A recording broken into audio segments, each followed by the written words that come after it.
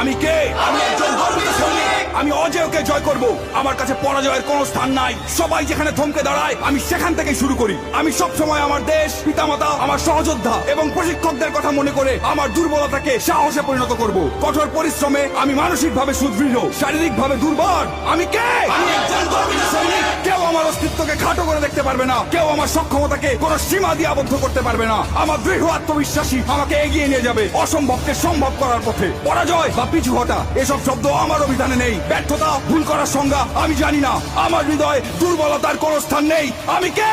আমি একজন গর্বিত সৈনিক। আমার সাথে আমার সহযোদ্ধারা আছে। ঘাম, রক্ত আর অশ্রু বিসর্জন দিয়ে জীবন বাজি রেখে তারা আমার পাশে থাকবে। আমি কখনোই তাদের শত্রুর সামনে মাথা নিচু হতে দেব না। আমি হাসি মুখে যুদ্ধক্ষেত্রে ঝাঁপিয়ে পড়বো। যুদ্ধক্ষেত্রে আমার উপস্থিতি হবে আক্রমণাত্মক এবং হিংস্র।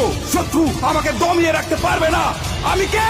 আমি একজন গর্বিত সৈনিক। আমি যুদ্ধক্ষেত্রে শুধু বিজয়ের অর্থ বুঝি। পরিস্থিতি যতই খারাপ হোক না কেন, আমার হাত পা গুলো দুর্বল হয়ে পড়লে আমার মানসিক শক্তি আমার শরীরকে এগিয়ে নিয়ে যাবে। কিন্তু আমি কখনোই আত্মসমর্পণ করব না। আমি সর্বদা আমার দেশের সম্মান, গৌরব এবং মর্যাদা সমুন্নত রাখবো। আমি কে? আমি বাংলা মায়ের একজন গর্বিত সৈনিক। দেশ আমাকে স্মরণ করবে, ইতিহাস আমাকে স্মরণ করবে। আমি কে? আমি